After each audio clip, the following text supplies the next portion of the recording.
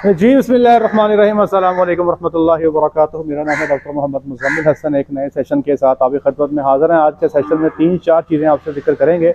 एक तो डॉक्टर साहब से पूछेंगे ये फ़ोन क्यों नहीं उठाते, और दूसरे नंबर पे यहाँ पर एक डॉक्टर साहब तजर्बा करने जा रहे हैं। साहिवाल का सीमेंट जो है फ्रीजन गायों में रखने जा रहे हैं, उसकी क्या वजह वो इनसे पूछेंगे।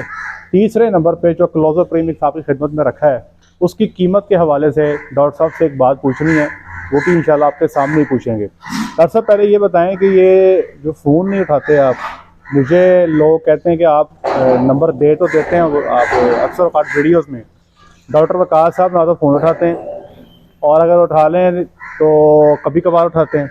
व्हाट्सएप पे अगर मैसेज करें तो मैसेज का टाइम पर रिप्लाई नहीं आता, 2-2 दिन तक भी समटाइम रिप्लाई नहीं आता। तो डॉक्टर साहब ये चक्कर क्या है, क्यों ऐसा आप तंग क्यों करते हैं आवाम को? नहीं सर, तंग करने वाली बात नहीं है। असल में आपको पता है कि मैं भी इंसान हूँ, इंसान के साथ जो है वो अप्स एंड डाउन जो है चलती रहती हैं। पहले असल में अब्बू बीमार हो गए थे, उनको डेंगू जो हो गया था, तो तकरीबन कह लें कि 1 हफ्ता पूरा जो है वो हॉस्पिटल में रहे। उसके बाद जो है वो भाई की शादी है साथ नेक्स्ट वीक 7-8-9 को, तो उसकी परचेजिंग वगैरह सारी फिर मुझे ही करनी पड़ी है क्योंकि अब्बू बीमार थे। तो इस वजह से ना फ़ोन नहीं उठा पाया, और साथ में जो है वो रिप्लाई जो थे वो रात को एक ही टाइम में बैठ के सभी को रिप्लाई करता था। तकरीबन 11 बजे 10 बजे फ्री हो के, तो 2-3 घंटे में सभी रिप्लाई जो था ना वो करता था। वाकई फ़ोन कॉल जो है वो नहीं उठाई मैंने तकरीबन लास्ट 10 से 12 आपको बात करने में हो रही है तो आप पंजाबी में बात कर सकते हैं। नहीं सर, वो लोग कहते हैं कि यार पठान भाई कहते हैं कि भाई उर्दू में बात किया करो, हमें पंजाबी समझ नहीं आती।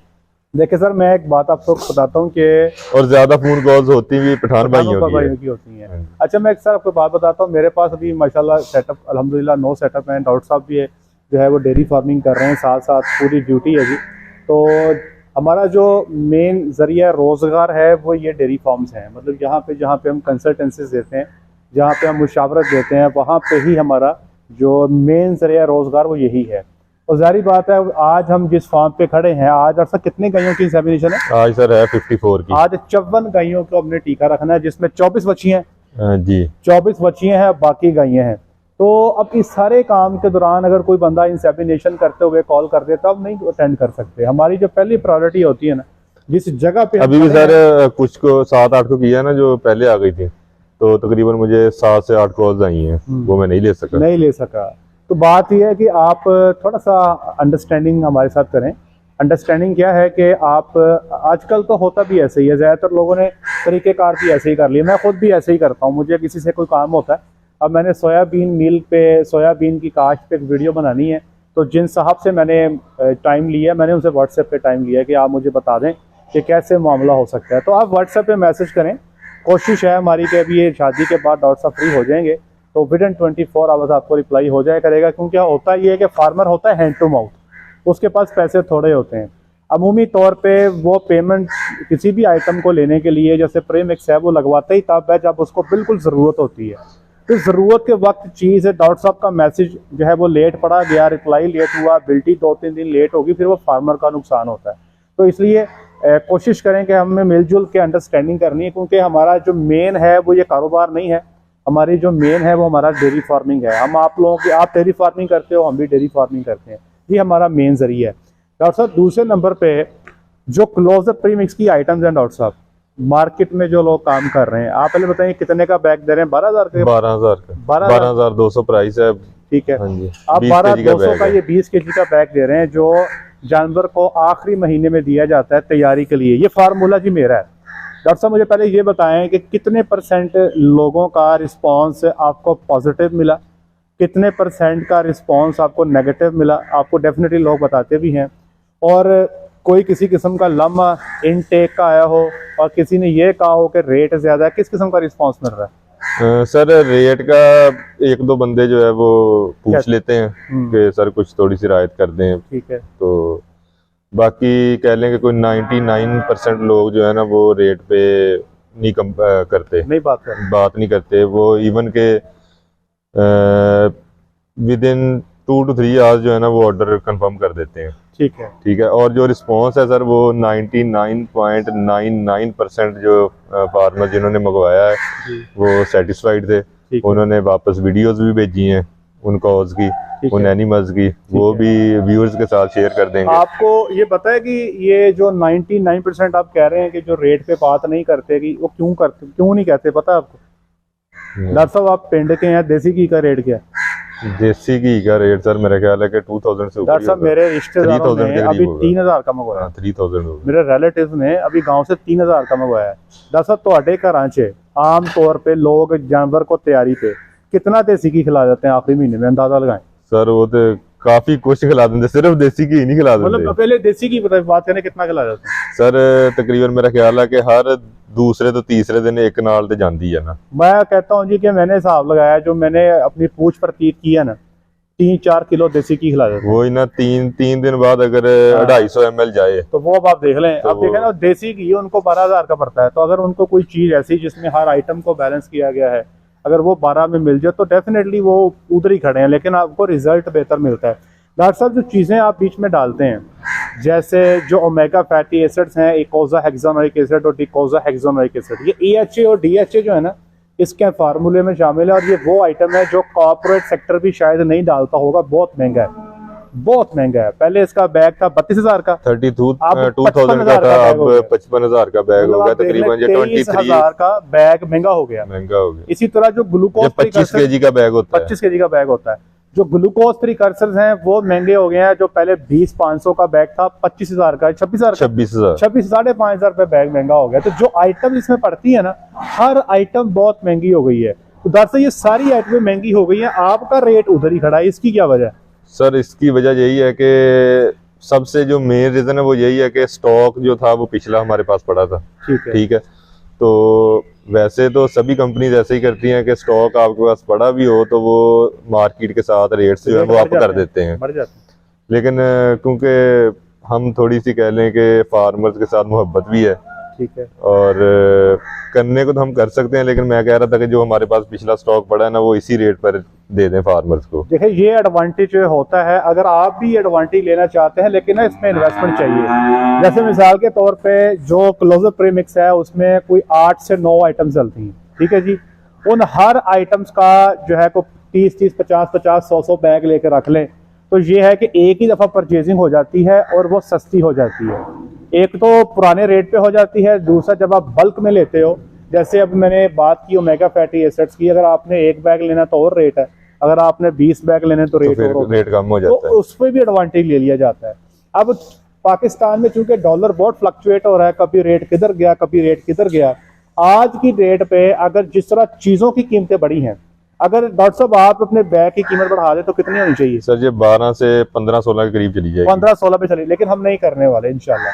जब तक हमारे पास पिछला स्टॉक पड़ा है हम ये स्टेप नहीं लेंगे इंशाल्लाह, क्योंकि हमने इसको पिछले रेट पे परचेज किया हुआ है और वो सारे का सारा एडवांटेज इंशाल्लाह आपके पास ही जाएगा। न्यू परचेजिंग पे न्यू परचेजिंग जब हमारी होगी ना जी कभी, तो फिर डेफिनेटली हमें वो शिफ्ट करना पड़ेगा। लेकिन अभी चूंकि हमारे पास पुराना मटेरियल पड़ा हुआ है, हम इसको बिल्कुल भी ऊपर नहीं करेंगे। जो रेट है जो पहले है उसी पे इंशाल्लाह आप तक पहुंचाएंगे। कोशिश हमारी यही होती है कि लड़ भिड़ के कंपनी से बात करके चीज़ों को उस रेट पे ले लिया जाए जिससे कल को आप लोगों को फार्मर को ही फायदा हो। अच्छा डॉक्टर साहब एंड पे अब ये जो आप अपने फ्रीजियन गायों में साहिवाल का तजर्बा करने जा रहे हैं, क्या करना चाहते हैं आप? सर नहीं तजर्बा तो नहीं है, बेसिकली ये एक स्कूल ऑफ थॉट है ये भी कि यार अगर ਤੁਹਾਡੀ ਗਾਂ ਜਿਹੜੀ ਆ ਪ੍ਰੈਗਨੈਂਟ ਨਹੀਂ ਨਾ ਹੁੰਦੀ ਇਹਨੂੰ ਸਾਹੀਵਾਲ ਦਾ ਚੋਲਸਤਾਨੀ ਦਾ ਵੀਰਾ ਕਰਕੇ ਦੇ ਦੋ। ਸਾਡੀ पंजाबी नहीं रुक सकती डॉक्टर साहब की, मैं बता रहा हूँ आपको, दोबारा उर्दू में एक्सप्लेन कर। चले दोबारा उर्दू में आ जाता हूँ। असल में ये एक स्कूल ऑफ थॉट है कि कुछ लोगों का मानना है कि वो अगर आपकी जो कौ है वो रिपीटर है, बार बार रिपीट हो रही है, वो नहीं ठहर रही, तो आप उसको जो हमारी देसी ब्रीड है साहीवाल और चोलस्तान की उसका जो है ना सीमन रखवा लें, तो कुछ लोग समझते हैं कि उससे प्रेग्नेंट हो जाती है। मेरे पास एक इधर है एनिमल जो प्रेग्नेंट नहीं हो रहा, तकरीबन उसको मैंने 7 से 8 दफ़ा जो है ना वो AI भी कर ली है, और जो मेरे पास मेल है उससे भी 1-2 दफ़ा करवा दिया है। हाँ।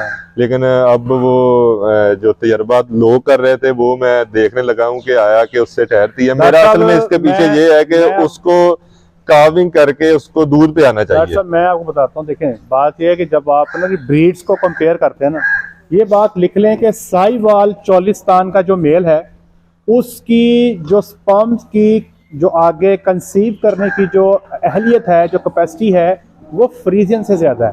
मतलब आप ये कह सकते हो जिस तरह आपकी साहिवाल की गाय की ब्रीडिंग एफिशिएंसी अच्छी है, वो जल्दी ठहर जाती है, इसी तरह जो साहिवाल या चोलिस्तान का आपका बुल है, उसका जो बुल है उसका सीमन जो है उसके अंदर भी कैपेसिटी ज़्यादा है गाय को प्रेग्नेंट करने की। अब इस वक्त 9.25 लाख की गाय हो गई है जो 3.5 से 4 माह की प्रेग्नेंट है, और अब फार्मर को बड़ी तकलीफ होती है कि यार ये गाय जो है ये कैसे निकालें इसको। अब कसाई को निकालते हैं तो 1.5-2 लाख रुपया मिलता है। सर्दी के मौसम में थोड़ी सी दूध की पैदावार बेहतर होती है, अखराजात कुछ बिजली के काम हो जाते हैं, तो इस वक्त फार्मर थोड़ा सा ना जी आप कह लें कि सरवाइव कर रहा होता है, तो उसकी कोशिश होती है कि चलें अगर 2-4 आने बच रहे हैं तो अभी मैं अपने जानवर को सेल नहीं करता, मैं उस पर तजर्बे करके कोशिश करूंगा उसको सेल कर दूं, उसको गबन कर लूँ। गर्मी के मौसम में अगर कोई ऐसा रिपीटर आ जाए जो बार बार टीका रखने के बावजूद ना ठहरे तो अमूमी तौर पे कसाई को हवाले कर देते हैं, क्योंकि अखराजात भी कंट्रोल करने होते हैं। तो यहाँ पे मकसद ये है कि जो 2, 4, 5 रिपीटर हैं जो नहीं ठहरती, फिलहाल एक है जिसकी किसी वजह से नहीं ठहर रही, तो उसको हम भी टीका साहिवाल का रख दें, क्योंकि हमारा टारगेट ये है कि किसी तरीके से ये गाय आगे बच्चे पे आ जाए तो इससे अगले सूबे का दूध भी ले लें। तो इस टारगेट को ज़हन में रखते हुए ये स्टेप लिया जा रहा है। ये हमने पहले भी इस पर बात की है, आप भी करें, इंशाल्लाह आपको इसमें फ़ायदा मिलेगा। कोशिश करें ऐसे जानवर की एआई डबल कर दें।